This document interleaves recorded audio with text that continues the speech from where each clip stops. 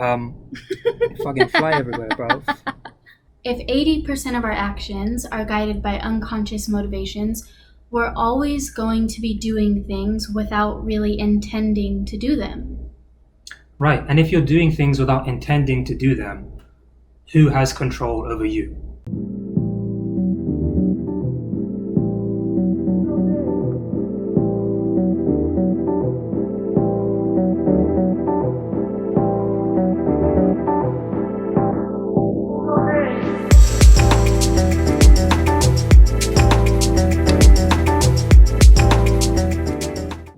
Hi guys, welcome back to Becoming Conscious. Today we are going to talk a little bit about specifically what consciousness means to us, and I'm going to let Chris take this. So we have consciousness, subconsciousness, and the unconscious. And these are three different areas, or not areas, but three different ways that your brain functions.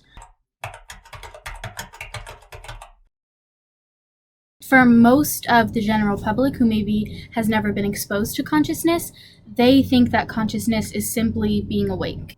When we say consciousness, we're talking about the thoughts and the feelings that arise in your brain, being aware of them, recognizing them, saying, okay, I'm thinking this way, or I'm thinking this, I'm feeling this, and then recognizing how that affects your actions moving forward. So an example of this would be going to the gym, working out really hard and getting tired, and so you decide to have a rest when you get home.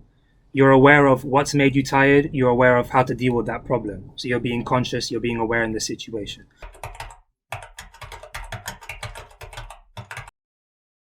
These are thoughts that are in the background of your brain that you aren't currently aware of, but it's relatively easy to bring them to awareness, to bring them to full consciousness. So an example I would give on this is knowing a few lyrics of a song, but then when the real song comes on, you somehow know all the lyrics.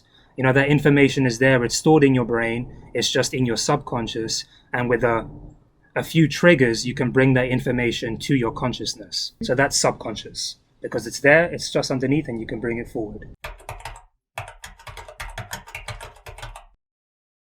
The unconscious is processes that we are unaware of by definition. And this is actually the primary source of human behavior.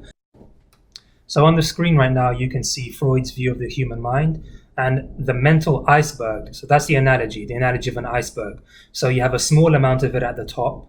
So at the top, you have the consciousness, being conscious. And then underneath that, you have a little bit more, which is the subconscious level. So 10 to 15%. And there we have, our memories, our stored knowledge. And then the base, the vast majority of our mental iceberg is at the unconscious level, 75 to 80% of it. And here we have such things like fears. So if you can imagine being deathly afraid of something, you don't choose that. That is unconscious. That has chosen to take over you. Fear has chosen to take over that emotion, just like anger. So the next thing on the list is violent motives. I used to work with kids, and a lot of them were very violent, and none of them knew why they were feeling so angry and why they wanted to take that out in the form of violence. And I was trying to get them to examine their unconscious so that they could realize why they were wanting to be violent, and then they can control those violent motives. Once you bring it to consciousness, you can control the thoughts, and you can have intention over the thoughts that affect the actions. One emotion of mine that I often notice arises from the unconscious is anger.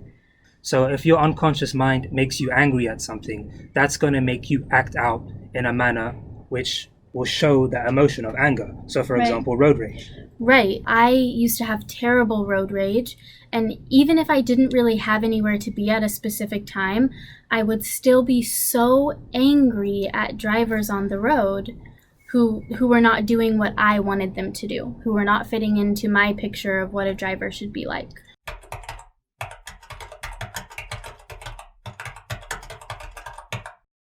So let's say that you're late and you're getting in the car and you're driving to work and you're late for work or wherever you have to be, and you are getting angry at somebody in front of you because they're going...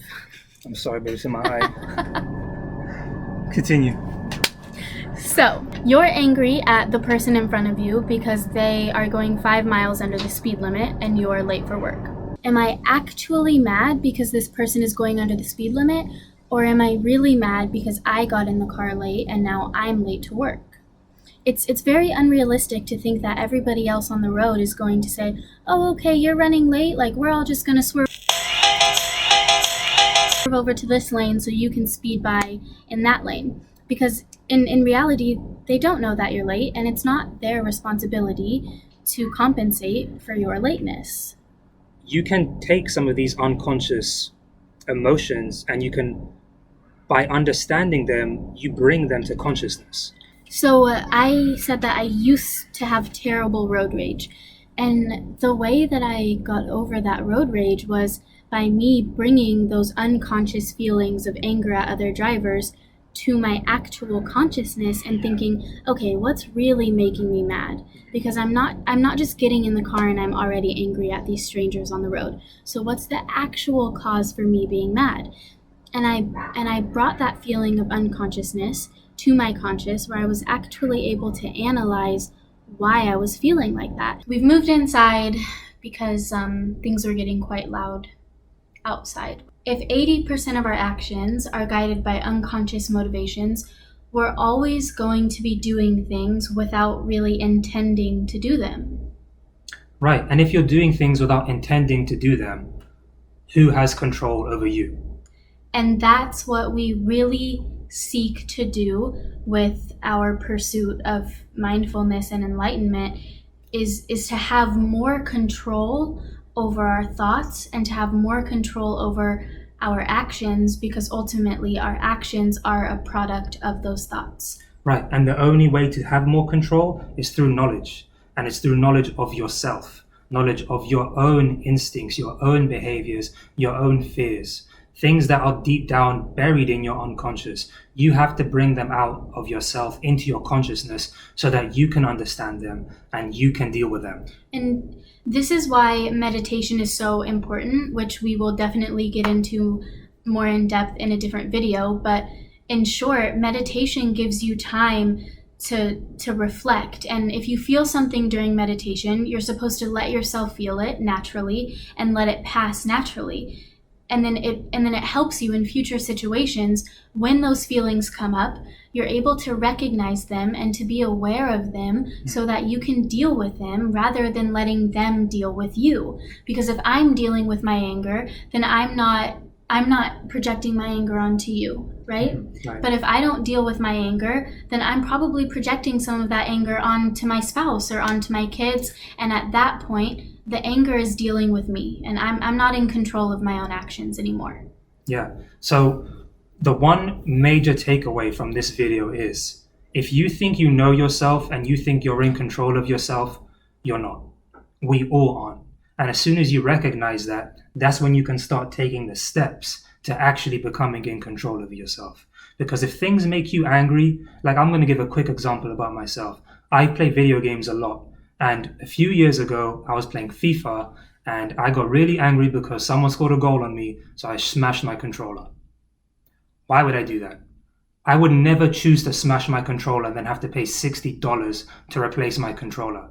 But anger took control over me, and it was my controller. You were no longer in control Right. of your actions. Exactly. So, if you can take control of your thoughts, if you can bring your thoughts into awareness and reflect on them before acting on them, I think that it does a great deal in improving the way that you interact with everybody. For me, a lot of my journey with consciousness has been about intention, and to learn how to be more intentional in my thoughts, which allows me to be more intentional in my actions as well. By being in control over what we think and by being in control over how we act.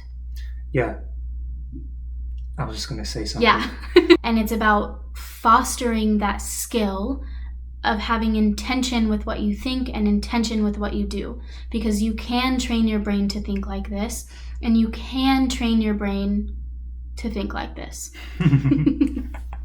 This is consciousness. Consciousness leads to success.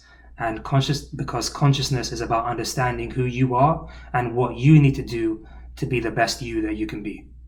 I would also like to say that as much as we give advice and as much as we talk about this, we're nowhere close to mastery. We hope that you guys enjoyed this video.